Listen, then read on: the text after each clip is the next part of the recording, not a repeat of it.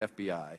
And these are the facts that you, Director Comey, chose to hold unworthy of a recommendation to prosecute, saying that no reasonable prosecutor would bring such a case.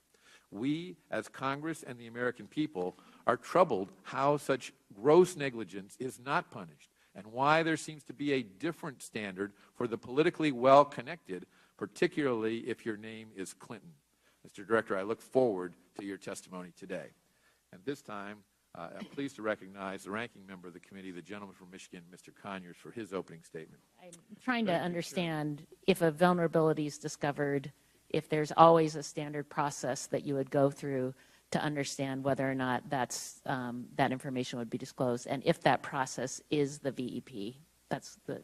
Yeah, that's a great question. I don't know the answer to that, whether there's a set of vulnerabilities that would fall outside of the VEP process, and if that's the case, how do we deal with it? I don't know sitting here. Thanks. If you have other feedback on that, I'd appreciate it at another time. Okay. In August, you said that stakeholders needed to take some time to collect information on the going dark issue and come back afterward to have an adult conversation.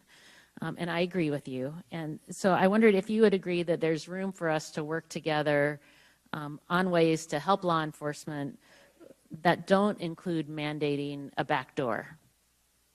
Totally. I keep reading that I'm an advocate of backdoors. I want to mandate backdoors. I am not.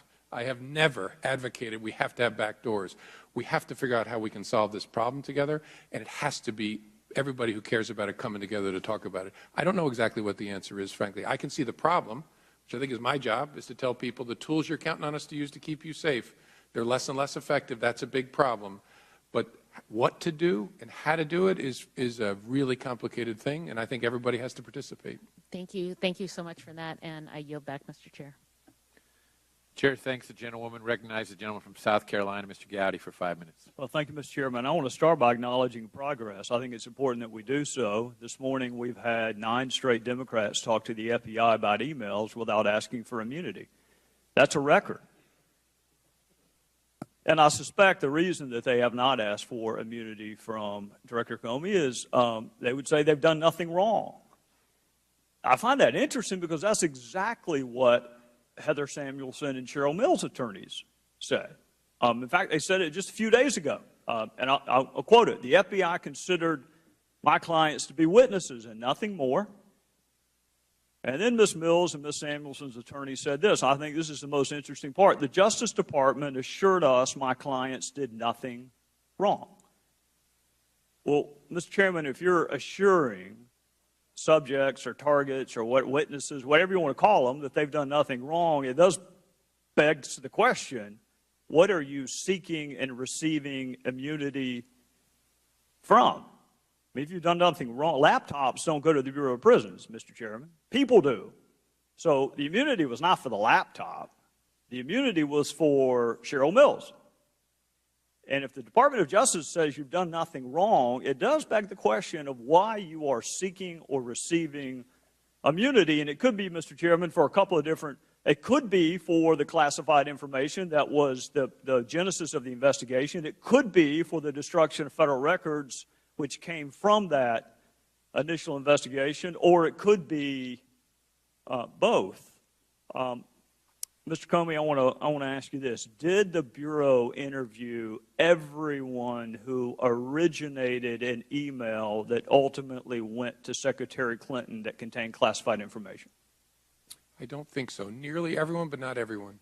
Well, you and I had a discussion the last time about intent. You and I see the statute differently. My opinion doesn't matter. Yours does. You're the head of the Bureau. But in my judgment, you read an element into the statute that does not appear on the face of the statute. And then we had a discussion about intent. So why would you not interview the originator of the email to, number one, determine whether or not that originator had a conversation with the secretary herself?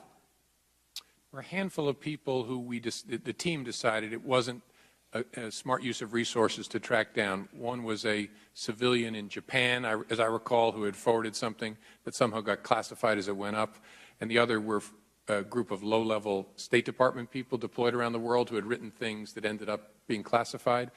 Nearly everyone was interviewed, but there was a small group that the team decided it isn't worth the resources. Well, to that extent, if you interview the overwhelming majority of the originators of the email, will you make those 302s available to Congress? Because I counted this morning 30-something 302s that we do not have. Okay. I'll go back and check. My goal is maximum transparency, consistent with our obligations under the law. I'll check on that. Well, and I appreciate it for this reason. Intent is awfully hard to prove. Very rarely do defendants announce ahead of time, I intend to commit this crime on this date. Go ahead and check the code section. I'm going to do it. That rarely happens. So you have to prove it by circumstantial evidence, such as whether or not the person intended to set up an email system outside the State Department, such as whether or not the person knew or should have known that his or her job involved handling classified information, whether or not the person was truthful about the use of multiple devices, whether or not the person knew that a frequent emailer to her had been hacked, and whether she took any remedial steps after being put on notice that your email or someone who's been emailing with you prolifically had been hacked, and whether or not, and I think you would agree with this, Director, false exculpatory statements are gold in a courtroom. I would rather have a false exculpatory statement than a confession. I would rather have someone lie about something and it be provable that that is a lie, such as that I neither sent nor received classified information, such as that I turned over all of my work-related emails. All of that, to me, goes to the issue of intent. So I got two more questions, then I'm going to be out of time. For those who may have to prosecute these cases in the future, what would she have had to do to warrant your recommendation of a prosecution? If all of that was not enough, because all of that's what she did, if all of that's not enough, I mean, surely you cannot be arguing that you have to have an intent to harm the United States to be subject to this prosecution. I mean, that's treason. That's not a violation of this statute. No, I think we'd have to be able to prove beyond a reasonable doubt a general awareness of the unlawfulness of your conduct. You knew you were doing something you shouldn't do. And then, obviously, that's on the face of the statute itself. Then you need to consider, so who else has been prosecuted and in what circumstances, because it's all about prosecutorial judgment. But those two things would be the key questions. Can you prove that the person knew they were doing something they shouldn't do, a general criminal intent, general mens rea, but the way to treated other people similarly? The way to prove that is whether or not someone took steps to conceal or destroy what they've done. That is the best evidence you have, that they knew it was wrong, that they lied about it. It's very good evidence. Always want to look at what the subject said about their conduct. Well, and there's a lot. There's a lot. If you saw her initial press conference, it all falls under the heading of false exculpatory statement. I'm out of time, Mr. Chairman, but the director did. You started off by giving us examples of things the Bureau has done. And every one of us who's worked with the FBI, that is the FBI that I know. The one that went and saved that girl in North Carolina, that is the FBI that I know. What concerns me, Director, is when you have 5 immunity agreements and no prosecution, when you are allowing witnesses who happen to be lawyers, who happen to be targets, to sit in on an interview. That is not the FBI that I used to work with. So I've been really careful to not criticize you. In fact, I said it again this morning. They wanted to know, was he gotten to? Did somebody corrupt him? No, I just disagree with you. But it's really important to me that the FBI be respected. And you got to help us understand. Because it looks to me like some things were done differently that I don't recall being done back when I used to work with them. And with that, I would yield back to the chairman. Can I respond to that? Yes, you may. I hope someday when the political craziness is over, you will look back again on this, because this is the FBI you know and love. This was done by pros in the right way. That's the part I have no patience for. Sorry, sir. The chair recognizes the gentleman from Rhode Island, Mr. Cicilline, for 5 minutes. Thank you, Mr. Chairman, and thank you, Director Comey, for your extraordinary service to our country. And please convey to the professionals at the FBI my gratitude for their exemplary service to the people of this country, and particularly I want to acknowledge the extraordinary, prompt, and effective response to the recent bombings in New Jersey and New York. It's just another example of this extraordinary agency and your extraordinary leadership. Director Comey, many of us have expressed a concern about the growing incidence of gun violence in this country, and we expressed condolences and concern following the recent mass shootings in Burlington, Washington. This very nice hearing room available to us while the Judiciary Committee hearing room is under renovation. So, gentleman's recognized for 5 minutes with my thanks. Well, and I appreciate the extra 5 minutes of questioning for doing so, so thank you very much. Director, thank you for your accessibility. You have been very readily available, and we do appreciate that. This investigation started because the Inspector General found classified information in a non-secure setting, and the FBI went to a law firm and found this information. They seized at least one computer and at least one thumb drive. Did you need an immunity agreement to get those? It was not, I don't think there was immunity. In fact, I'm certain there was no immunity agreement used in connection with that. So, did it really take the FBI a full year to figure out that Cheryl Mills and Heather Samuelson also had computers with classified information on? No, it took us to that point in the investigation to insist that we try to get them. Were you getting them because they had classified information or because there was some other information you wanted? No, we thought those were the tools, as we understood it, that had been used to sort the emails. And the investigative team very much wanted to understand, if they could, whether there was an electronic hail of how that had been done. Because the big issue was, what did they delete, what did they keep? But why did you need an immunity agreement? Why didn't they just cooperate and hand them over? The law firm did, didn't they? Well, yes. That's a question really I can't answer. That's between a lawyer and her client and the Justice Department lawyers. For whatever reason, her lawyer thought it was in her interest to get an active production immunity agreement with the Department of Justice. The FBI interviewed David Kendall's partner, but did not interview David Kendall. Why didn't you interview David Kendall? I don't remember. I don't remember that decision. Going back to this Reddit post, this is put up on July 24th of 2014. You believe this to be associated with Mr. Gambetta, correct? Yes, I think that's right. This is the one that Mr. Jordan put up about the need to strip out a VIP's very VIP email address and a bunch of archived email. This is he's referring to a federal record, isn't he? I don't know exactly which records he's referring to. How is this not a conscious effort to alter federal records? I mean, the proximity to the date is just stunning. I'm sorry, what's the question? How is this not a conscious effort to alter a federal record? Well, it depended on what the record was and exactly what he was trying to do, and whether there would be disclosure to the people they were producing it to, saying we changed this for privacy purposes. I just don't know sitting here. These are documents that were under subpoena. These federal records were under subpoena. They were under a preservation order. Did Mr. Gambetta destroy documents? I don't know whether that was true in July of 2014. They were under subpoena. Did he ultimately destroy federal records, Mr. Gambetta? Oh, I have no reason to believe he destroyed federal records. He used bleach bit, did he not? Yeah, the question is what was already produced before he used the bleach bit. He definitely, the reason he wanted immunity was he had done the bleach bit business after there was publicity about the demand from Congress for the records. That's a potential. And not just publicity, there was a subpoena. Right, that's potential. And there was communication from Cheryl Mills that there was a preservation order, correct? Yes. And he did indeed use bleach bit on these records. Sure. That's why the guy wouldn't talk to us without immunity.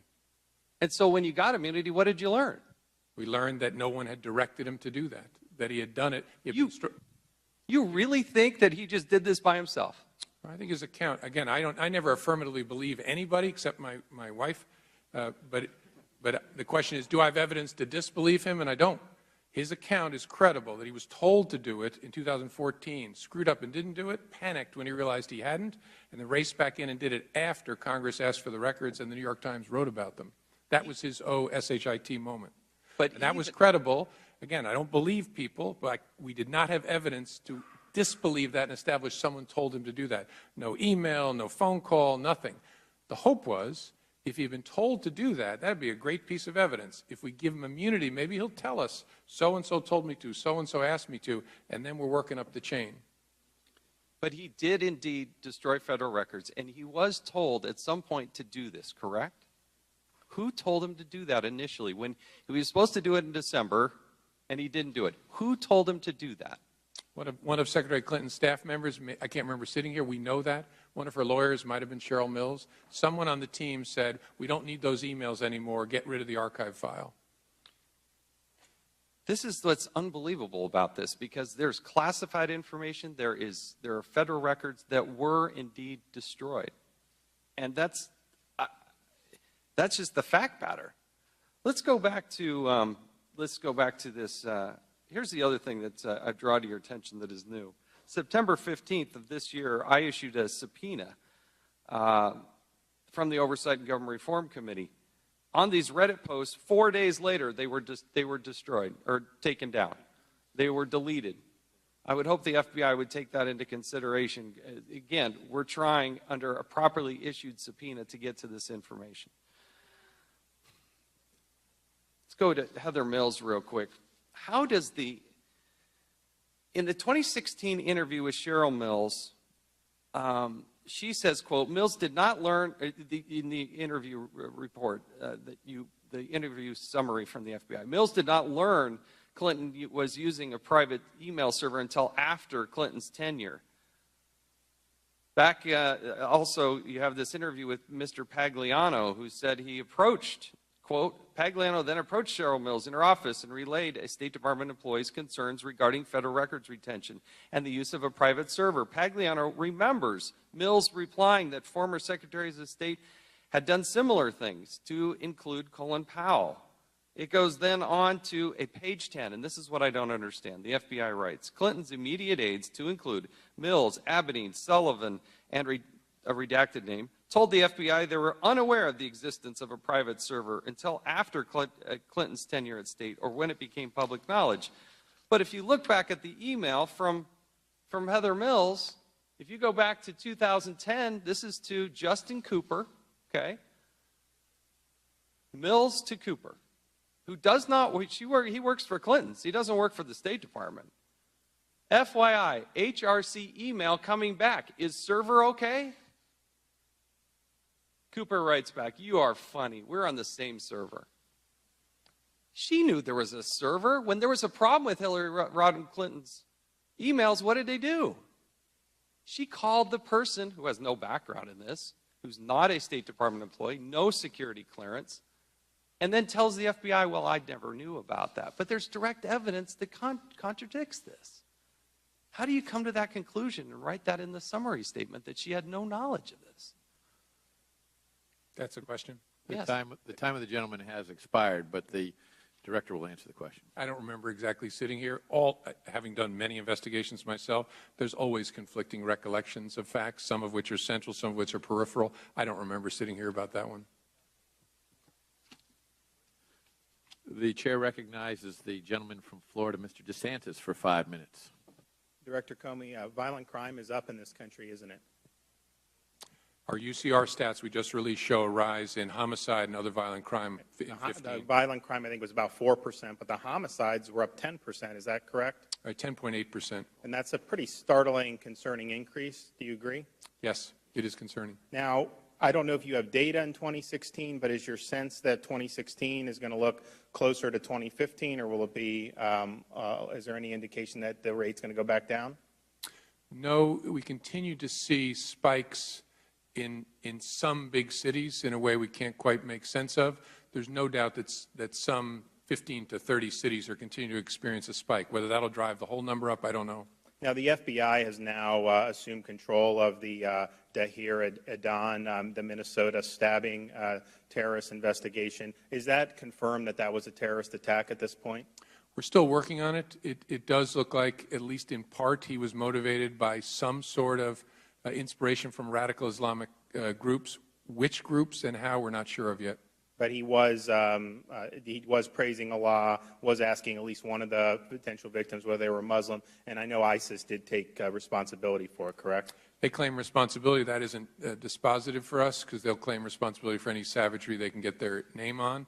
But we're going through his entire electronic record and history of all of his associations to try and understand that. Now, there was a report from the House Homeland Security last year that said that Minnesota was actually the #1 source for ISIS fighters in the United States. One, do you acknowledge that, or do you agree that that's true? And if so, why is Minnesota churning out so many jihadists? I don't know for sure whether that's true, but it sounds about right.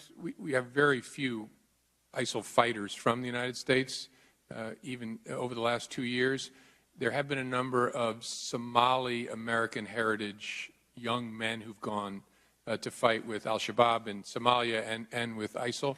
I suspect the reason is that's one of the few areas in the United States where we have a large concentration susceptible to that recruiting. The great thing about America is everybody's kind of dispersed. That's one of the areas where there's an immigrant Muslim community that seems to be susceptible for some reason. In small measure, again, we're talking about 8 people, I think the number is.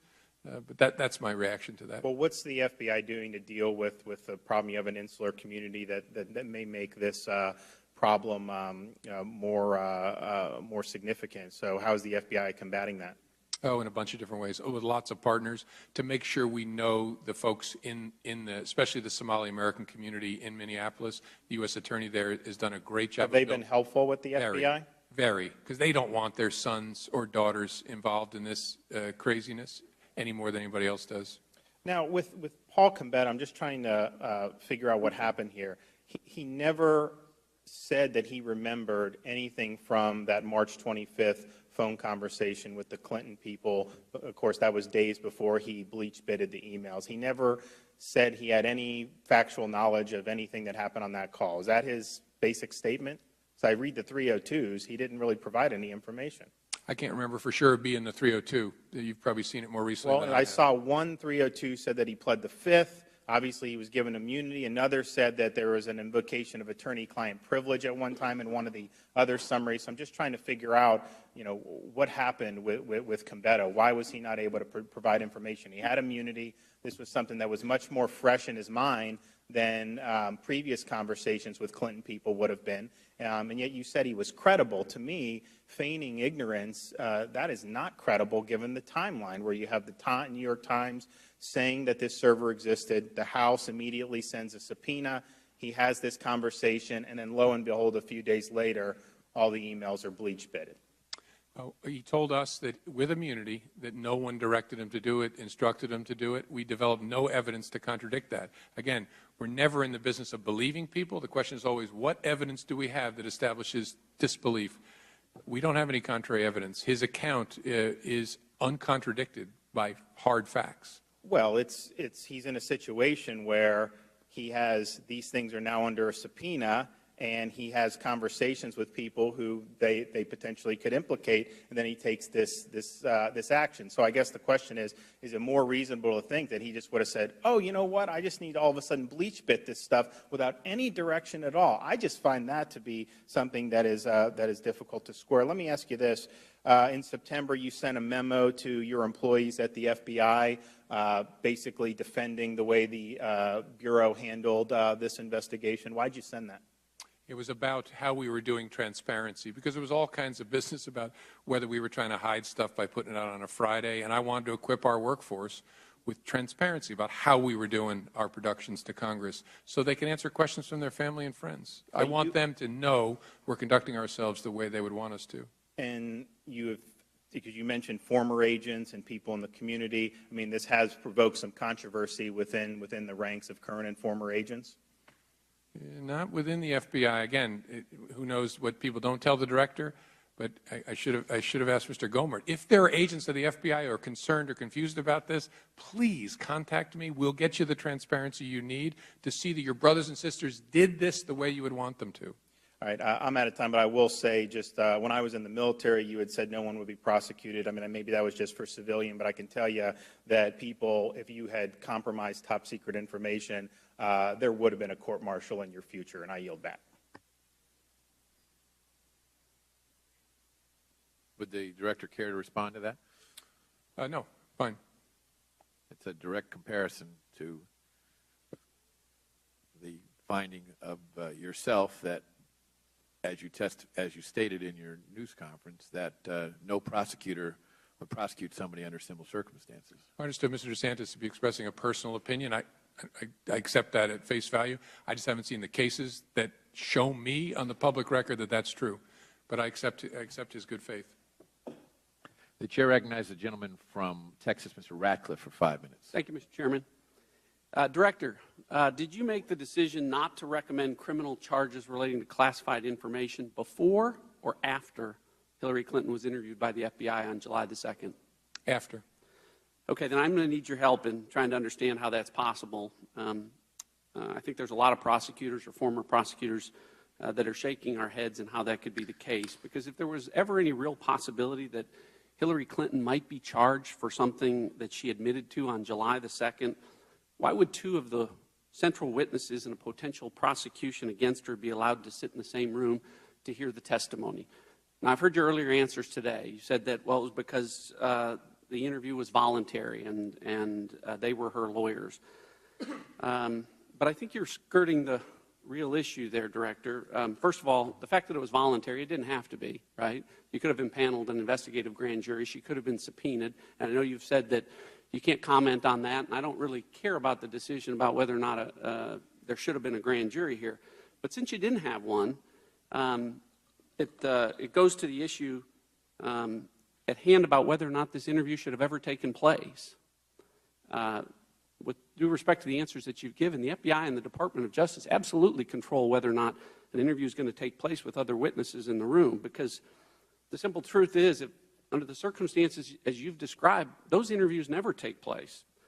If there was ever any possibility that something Hillary Clinton might have said on July 2nd could have possibly resulted in criminal charges that might possibly resulted in a trial against her relating to this classified information, well, then, to use your words, Director, I don't think that there's any reasonable prosecutor out there who would have allowed two immunized witnesses central to the prosecution to proving the case against her to sit in the room with the interview, the FBI interview of the subject of that investigation. And if I heard you earlier today, in your long career, I heard you say that you've never had that circumstance. Did I hear you correctly? That's correct. But okay, and I never have either, and I've never met a prosecutor that's ever had that. So, to me, the only way that an interview takes place with the two central witnesses and the subject of the investigation is if the decision has already been made that all three people in that room are not going to be charged. Okay, can I respond? Yes, please. I know in our political life sometimes people casually accuse each other of being dishonest, but if colleagues of ours believe I am lying about when I made this decision, please urge them to contact me privately so we can have a conversation about this. All I can do is tell you again, the decision was made after that because I didn't know what was going to happen in that interview. She maybe lied during the interview in a way we could prove. Let me finish. I would also urge you to tell me what tools we have as prosecutors and investigators to kick out of an interview someone that the subject says is their lawyer. That's not my point. The interview never should have taken place if you were going to allow the central witnesses that you needed to prove the case to sit there and listen to the testimony that the subject was going to give. It never happens. It never happened to you, and it's never happened to me or any other prosecutor that I've met. And I know you've defended the people that were involved in this as being great, but if it's never happened, I wonder why this is a case of first precedent with respect to that practice that you and I have never seen in our careers. You and I don't control the universe of what's happened. I suspect it's very unusual. A key fact, though, that maybe is leading to some confusion here is we had already concluded we didn't have a prosecutable case against Heather Samuelson or Cheryl Mills at that point. If they were targets of our investigation, maybe we would have canceled the interview. But frankly, our focus was on the subject. The subject at that point was Hillary Clinton. All right, let me move on. According to the FBI's own documents, Paul Gambetta was, in his first interview on February the 18th, told FBI agents that he had no knowledge about the preservation order for the Clinton emails. Correct? I don't know the dates of that, but I'm sure it's in the 302. Okay, but then 2.5 months later, on May the 3rd, his second interview, he made a 180-degree turn. And he admitted that, in fact, he was aware of the preservation order, and he was aware of the fact that that meant that he shouldn't disturb the Clinton emails, correct? Yep. Okay, well then I need your help again here, because when I was at the Department of Justice, your reward for lying to federal agents was an 18 U.S.C. 1001 charge or potential obstruction of justice charge. It wasn't immunity. Depends on where you're trying to go with the investigation. It's a low-level guy, and you're trying to move up in the chain, you might think about it differently. Well, he lied to an FBI agent. You don't think that's important? Oh, it's very important. Happens all the time. Unfortunately, it's very, very important. Sometimes you prosecute that person and end their cooperation. Sometimes you try and sign them up. But if they lie to an FBI agent after they're given immunity, they violated the terms of their immunity agreement. Oh, sure, after the agreement. And so that's my point. He shouldn't have immunity anymore. Oh, I'm sorry, I may have misunderstood you. He lied to us before he came clean under the immunity agreement and admitted that he had deleted the emails. No, not according to the FBI's documents. He had the immunity agreement in December of 2015. These interviews took place in February and March and May of this year, 2016. Combetta? Combetta. Okay, then I'm confused and misremembering, but I don't think that's right. Okay, well, my time's expired, but I have one last question, and I think it's important. At this point, based on everything, do you think that any laws were broken by Hillary Clinton or her lawyers? Do I think that any laws were broken? Yeah. I don't think there's evidence to establish that. Okay. Well, I think you're making my point when you say there's no evidence to establish that. Maybe not in the way she handled classified information, but with respect to obstruction of justice. And you've got a pen here. I just want to make sure the record's clear about the evidence that you didn't have, that you can't use to prove. So this comes from the FBI's own report. It says that the FBI didn't have the Clintons' personal Apple server used for Hillary Clinton work emails. That was never located, so the FBI could never examine it. An Apple MacBook laptop and thumb drive that contained Hillary Clinton's email archives was lost, so the FBI never examined that. 2 BlackBerry devices, provided the FBI didn't have SIM cards or SD data cards. 13 Hillary Clinton personal mobile devices were lost, discarded, or destroyed with a hammer, so the FBI clearly didn't examine those. Various server backups were deleted over time, so the FBI didn't examine that. After the State Department and my colleague, Mr. Gowdy, here notified Ms. Clinton that her records would be sought by the Benghazi Committee, copies of her emails on the laptops of both of her lawyers, Cheryl Mills and Harold Mills, and Heather Samuelson, were wiped clean with bleach bits, so the FBI didn't review that. After those emails were subpoenaed, Hillary Clinton's email archive was also permanently deleted from the Platte River Network with bleach bit, so the FBI didn't review that. And also after the subpoena, backups of the Platte River server were manually deleted. Now, Director, hopefully that list is substantially accurate because it comes from your own documents. My question to you is this. Any one of those in that very, very long list, to me, says obstruction of justice. Collectively, they scream obstruction of justice. And to ignore them, I think, really allows not just reasonable prosecutors, but reasonable people to believe that maybe the decision on this was made a long time ago not to prosecute Hillary Clinton. And with that, I yield back. Director, do you care to respond? Very briefly, to ignore that which we don't have, we're in a fact-based world. So we make evaluations based on the evidence we're able to gather using the tools that we have. So it's hard for me to react to these things that you don't have. So that's my reaction to it. The chair recognizes the gentleman from Texas, Mr. Farenthold, for 5 minutes. Thank you very much. Director Comey, thank you for being here. I know there are a lot of things you would probably much rather be doing than sitting on the hot seat, so to speak. And here's where I'm coming from on this. You've been asked a lot of questions today about the Clinton investigation. And what I'm hearing from folks back in Texas, and I'm just going to take a big picture view of this, is this stuff just simply doesn't pass the smell test on a lot of areas. You just had my colleague from Texas, Mr. Ratcliffe, list a long list of things that y'all didn't have in the investigation. You've been asked earlier today, well, would you reopen the investigation? What would it take to get you to reopen the investigation? We've had 5 people given immunity, which basically we got nothing when, perhaps a plea agreement or something else might have worked. You have your interpretation in in your previous testimony before Congress that Section 793F required intent when, in fact, the standard is gross negligence. And it is just a long list of things that just have people scratching their heads going, if this were to happen to me, I would be in a world of hurt, probably in jail. And how do you respond to people who are saying that this is not how an average American would be treated? This is only how Hillary Clinton would be treated. Yeah, look, I've heard that a lot, and my response is demand, when people tell you that others have been treated differently, demand from a trustworthy source the details of those cases. Because I am a very aggressive investigator. I was a very aggressive prosecutor. I have gone back through 40 years of cases, and I'm telling you, under oath, that to prosecute on these facts would be a double standard, because Jane and Joe Smith would not be prosecuted on these facts. Now, you'd be in trouble. That's the other thing I've had to explain to the FBI workforce. You use an unclassified email system to do our business, and in the course of doing our business, talk about classified topics, you will be in big trouble at the FBI. I'm highly confident of that.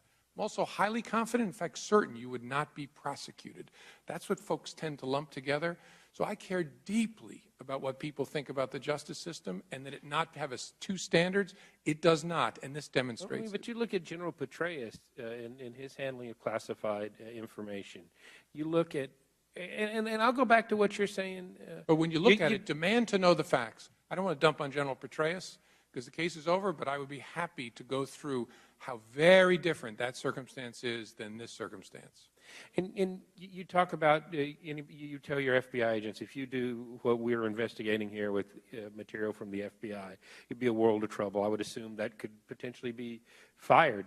Is Hillary Clinton she didn't get in any trouble at the State Department. The only trouble she's got now is trying to explain it to the American people. Right, she's not a government employee, so the normal range of discipline that would be applied to FBI employees if they did something similar doesn't apply. And I think that's some of the reason for people's confusion, lumping these two together, and their frustration. But James Cole, it's dated May 12, 2014. This memorandum was issued to you and others on the policy concerning electronic recording of statements. Are you familiar with this memorandum? Mm-hmm. The policy establishes a presumption that the FBI will electronically record statements made by individuals in their custody. Now, I know that Secretary Clinton was not technically in custody, but the policy also encourages agents and prosecutors to consider electronic recording in investigative or other circumstances where that presumption does not exist. The policy also encourages agents and prosecutors to consult with each other in such circumstances. And given the magnitude of what we've been talking about today and the huge public interest and demand for information with regard to the public trust, I think this is specifically important to this discussion. Now, you're aware of this policy, correct? Right, that applies to people that are in handcuffs. But it also applies to, the policy also encourages agents and prosecutors to consider electronic recording in investigative matter and other matters where that presumption does not exist. Does it not? The FBI doesn't do it, but sure, I understand that they encouraged us to talk about it. So did the agents then did not consider to conduct the interview in a recorded situation then? We do not record non-custodial interviews. Okay. Now, maybe someday folks will urge us to change that policy, but we don't, and we sure wouldn't want to change it in one particular case. Well, that's the policy. I'm just reading the policy that's issued by the Deputy Attorney General, James Cole, that is to you and to others in the Department of Justice that establishes the policy. So if you don't do it, I assume that you're doing it against the policy of the Department of Justice. No, that policy only governs custodial interrogation, so people who've been locked up. We do not, and it is not inconsistent with Department of Justice policy, record non-custodial, that is voluntary interviews where someone's not in our custody. Well, I'm reading this differently then, because it does say that there's an exception that it is within your discretion to record such. Well, sure, you could, and I don't know, maybe some other federal investigative agencies do. The FBI's practice is we do not record non-custodial interviews. Okay, thank you, Director.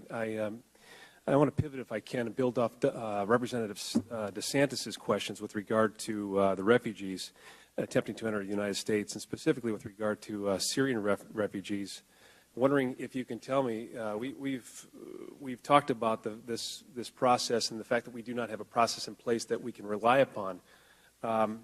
You've indicated before when you testified, and I asked the question, that we just simply don't have enough information to ensure that we have the information that we need to ensure that these people are not a threat to our country. Can you expand upon that now after a year? Can you tell me whether or not we've got more information, more capabilities to vet these refugees? And I say this because in my district in Michigan, in this fiscal year, Michigan has taken the fourth most refugees of all states, 4,178, and we've taken the third most for Iraq, the second most from Syria. Michigan has absorbed an enormous number of refugees, and I think you can understand our concern with regard to the fact that we don't have information necessary to identify whether or not they're a threat. Can you assuage my concern, the concerns of my constituents, that we have a system in place that we can vet these individuals and they don't pose a threat to our country? I can assuage in part and restate my concern in part. Our process inside the United States government has gotten much better at making sure we touch all possible sources of information about a refugee. The interview process has gotten more robust, so we've gotten our act together in that respect. The challenge remains, especially with respect to folks coming from Syria. We're unlikely to have anything in our holdings. That is, with people coming from Iraq, the United States government was there for a very long period of time. We had biometrics, we had source information. We're unlikely to have that kind of picture about someone coming from Syria, and that's the piece I just wanted folks to be aware of. Has anything changed in your vetting process? Have you updated it? Do you have any concerns with regard? We've seen an increased terrorist activity in the last 6 months, including New York, New Jersey, and Minneapolis. Has anything changed in the vetting process? Can you be confident that foreign fighters or other refugees entering the country are not planning future attacks on our country? Well, as I said, over the last year, since I was last before you, the vetting process has gotten more effective in the ways I described. I'm in a business where I can't ever say that there's no risk associated with someone, so we wake up every day in the FBI worrying about who might have gotten through in any form or fashion to the United States or who might be getting inspired while they're here, so I can't ever give a blanket assurance. Director, I respect your opinion. And this is not a policy question. I'm asking you based on your personal opinion as a law enforcement officer.